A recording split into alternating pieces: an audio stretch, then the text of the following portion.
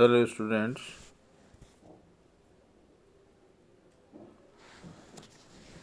जैव विकास के क्रम में नेक्स्ट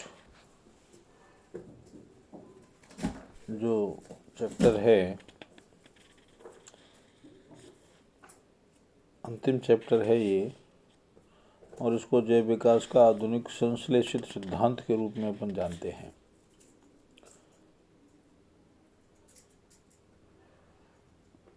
संश्लेषित सिद्धांत वास्तव में आधुनिक डार्विनवाद का ही एक नया रूप है।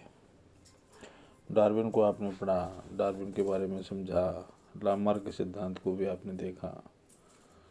उसी तरह से लामार्क और डार्विनवाद के सिद्धांत को देखते हुए और नियो डार्विनवाद के बाद लेटेस्ट जो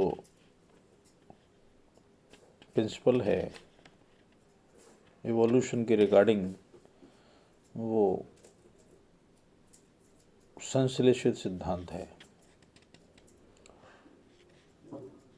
एनालिटिकल सिद्धांत इसको कहते हैं, जिसमें स्टेमिन्स और मायर नामक वैज्ञानिकों ने जैव विकास की जटिल प्रक्रिया के लिए अनेक कारक जो यूनिट है उनको रेस्पॉन्सिबल बताया। मुख्यतः निम्न प्रकार से इनका समावेश किया गया। पहला जो बिंदु था वो जैव समष्टि में जीन विभिन्नता, यानी बायोलॉजिकल जो पॉपुलेशन होती है उनमें जीन्स का वेरिएशंस की बात इन्होंने की, जो कि बहुत महत्वपूर्ण एक कड़ी है। जीन समष्टि का मतलब आपको पता है कि पॉपुलेशंस जो होती है उसमें अलग अलग जीन्स की विभिन्नताएं पाई जाती हैं, वेरिएशंस पाए जाते हैं, अलग अलग लक्षण पाए जाते हैं, और इन्हीं वेरिएशंस को आगे जो है पीढ़ी दर पीढ़ी ट्रांसफ़र होती हैं और नई जाति का विकास होता है, और इन्हीं नई जातियों से जैव विकास को बल मिलता है, और ये जो जैव विकास की सतत प्रक्रिया जारी है। दूसरा जो पॉइंट है वो हार्डी विनबर्ग लॉ के बारे में बताया, जो जनसंख्या और विभिन्नताओं के बारे में बताता है। तीसरा जो बिंदु था वो आनुवांशिक विभिन्नताओं के कारण, आनुवांशिक वेरिएशंस के कारण के बारे में डिस्कस किया। और चौथा बिंदु था बिंदु उत्परिवर्तन और डॉट उत्परिवर्तन। बिंदु उत्परिवर्तन जीन से रिलेटेड है, म्यूटेशंस हैं, म्यूटेशंस के बहुत सारे प्रकार हैं। उन प्रकारों में बिंदु उत्परिवर्तन या डॉट उत्परिवर्तन भी एक महत्वपूर्ण कड़ी है म्यूटेशंस के बारे में। तो म्यूटेशंस के बारे में उन्होंने बताया। गुणसूत्रों की संख्या और संख्या में परिवर्तन के बारे का जो विषय है वो एनिप्लॉयडी यूप्लॉयडी के बारे में बताता है, और उसमें अलग अलग जीव जंतु की जो प्रजातियां हैं उनमें गुणसूत्रों की संख्या घटना और बढ़ना, और उसके आधार पर जो परिवर्तन आते हैं संख्या के आधार पर। मनुष्य में जैसे 23 जोड़ी गुणसूत्र हैं तो टोटल 46 हैं, अगर 47 हो जाते हैं या 48 होते हैं तो कहीं ना कहीं वो डिजीज़ में कन्वर्ट होते हैं, रोगों का एक कारण बनते हैं, और वो रोग आनुवांशिक भी हो सकते हैं। नेक्स्ट है पृथक्करण, आइसोलेशन। आइसोलेशन का मतलब आप समझते होंगे कि एक प्रजाति दूसरी प्रजाति से आइसोलेट हो जाती है किन्हीं भी कारणों से, चाहे वो दूरी को लेकर के हो, समुद्र को लेकर के हो, या पहाड़ों को लेकर के हो, या सोशल डिस्टेंसिंग के मामले में हो, या अन्य भौगोलिक कारण हो सकता है। तो जो जातियाँ अलग हो जाती हैं, पृथक हो जाती हैं, आपस में मिलती नहीं हैं, तो उनके जीन पूल अलग अलग हो जाते हैं, उनके डीएनए जो अलग है वो अलग हो जाता है, और वो एक नई जाति में बदल जाते हैं। तो पृथक्करण भी नई जाति का एक कारण हो सकता है कि आधुनिक जो संश्लेषित सिद्धांत के अंतर्गत पृथक्करण भी एक बहुत बड़ा भौगोलिक कारण हो सकता है। अनुकूलन की अनुक्रिया, नेक्स्ट है अनुकूलन। एडेप्टेशन जो होते हैं कि बहुत सी जातियाँ अपने आप को इस काबिल बना लेती हैं, अनुकूलित कर लेती हैं कि उनके जो लक्षण हैं, गुण हैं, वो उत्तरजीविता की ओर बढ़ते हैं। सर्वाइवल ऑफ द फिटेस्ट के सिद्धांत को अनुकूलन बहुत बड़ा बल देता है और एडेप्टेशन के कारण ही जातियां अपने आप को उस वातावरण में एस्टेब्लिश कर पाती हैं, उस वातावरण में रह पाती हैं। शरीर में परिवर्तन होते हैं, अंदर भी परिवर्तन हो सकते हैं, ब्रेन में परिवर्तन हो जाते हैं, सीखने की कला उनमें विकसित हो जाती है, जीने की कला उनमें विकसित हो जाती है, भोजन आवास की व्यवस्था अपने अनुकूल कर लेते हैं।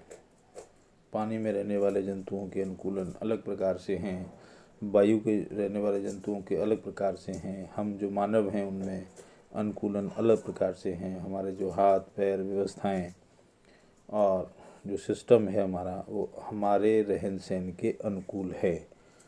हम दूसरे जंतुओं से उसकी तुलना नहीं कर सकते कि वायु में उड़ने वाले जंतुओं के पंख होते हैं जो उनके अनुकूलन के योग्य हैं, उनका शारीरिक जो स्ट्रक्चर है वो उसी तरह का होता है और उसी अनुसार उनकी रिएक्शन भी होती है। तो अनुक्रिया होती है तो उसकी प्रतिक्रिया भी होती है। तो अनुक्रिया होना जैव विकास को पुश करता है, जैव विकास को बल इस क्रिया से मिलता है और जैव विकास की धुरी के रूप में ये अनुकूलन काम करता है। नेक्स्ट जो पॉइंट है वो आनुवांशिक पुनर्संयोजन, जेनेटिक रीऑर्गेनाइजेशन कहते हैं इसको इंग्लिश में।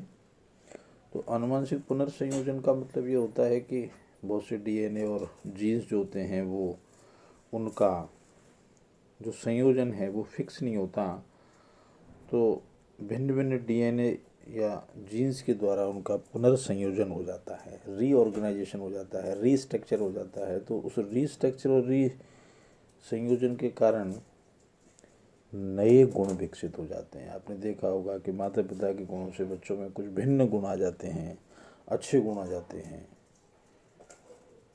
चाहे वो प्रकृति से अर्जित हों, चाहे वो आनुवांशिक गुण हों। आनुवांशिक गुण माता पिता से जब जाते हैं तो एक जैसे नहीं होकर के उनमें अगर पुनर्संयोजन हो गया है तो बहुत प्योरीफाइड या सुपर प्योरीफाइड जो गुण उनमें आ जाते हैं और वो बहुत सुपरफिशियल व्यक्ति के रूप में वो जाना जाता है। ऐसे उदाहरण बहुत सारे हैं। तो पुनर्संयोजन जो होता है वो भी नए गुणों का विकास करता है और नई जातियों का विकास इससे हो सकता है। नए गुणों का विकास होता है तो ये आधुनिक संश्लेषित सिद्धांत के अंतर्गत गिना जाएगा। प्राकृतिक वर्ण, नेचुरल सिलेक्शन, नेचर अपने को वर्ण करती है, सिलेक्शन करती है। किन का सिलेक्शन करती है? जो इस प्रकृति को जीत सकते हों, अपने आप को रहने के काबिल बना सकते हों। सर्वाइवल ऑफ द फिटेस्ट का सिद्धांत है कि जो इसको अपने अनुकूल अगर बनाते हैं, अपने आप को वातावरण में ढालते हैं, परिस्थितियों से लड़ते हैं, संघर्ष से जीते हैं, उनका ही प्रकृति वर्ण करती है। शेष इसमें अगर वो सक्सेस नहीं होते, वो इस लाइन से हट जाते हैं और प्रकृति उनका वर्ण नहीं करती और वो नष्ट हो जाते हैं और वो जातियाँ भी नष्ट हो जाती हैं। उपरोक्त नियमों से स्पष्ट है कि विभिन्न जीवधारियों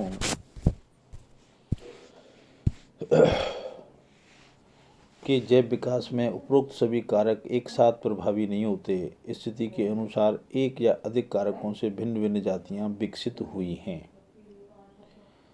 नेक्स्ट जो सिद्धांत है वो डार्विन का पेंजेनेसिस का सिद्धांत है। डार्विन ने सभी प्रकार की वंशागति को समझाने के लिए सिद्धांत का प्रतिपादन किया। इसमें निम्न बिंदु शामिल थे। शरीर की सभी दैहिक सेल्स अपनी सूक्ष्म प्रतिलिपि बना करके रुधिर में मुक्त करती हैं। इनको पेंजीन अथवा जेम्यूल्स कहते हैं। दूसरा सिद्धांत, ये जेम्यूल जननों में गोनाड्स में माइग्रेट करके युग्मक निर्माण में भाग लेते हैं। तीसरा पॉइंट, प्रत्येक युग्मक में उपस्थित ये पेंजीन विशिष्ट संरचना के निर्माण को कंट्रोल भी करते हैं। उपरोक्त तथ्यों से स्पष्ट है कि कायिक सेल से उत्पन्न विभिन्नताएं जनन सेल्स तक पेंजीन के माध्यम से ट्रांसफर होती हैं और अंत में युग्मकों से संतानों में प्रवेश कर जाती हैं। तो इस पेंजीन को भी डार्विन ने बताया। Thank you.